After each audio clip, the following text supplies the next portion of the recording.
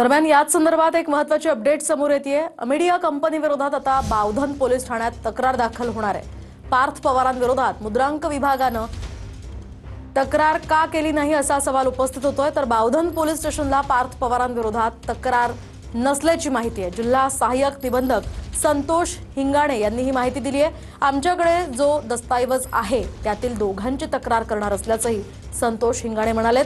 तर आमच्याकडे दिग्विजय पाटील आणि तेजवानी यांची तक्रार करणार असल्याची ही माहिती संतोष हिंगाणे यांनी दिली आहे।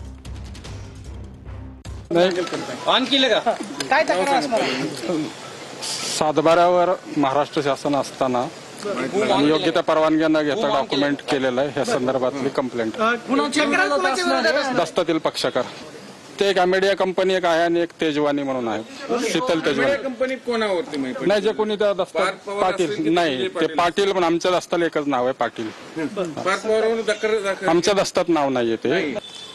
त्यामध्ये ते महाराष्ट्र शासनाचा सातबारा असताना सुद्धा त्याच्या योग्य परवानग्या घेतलेल्या नाहीत असं दिसून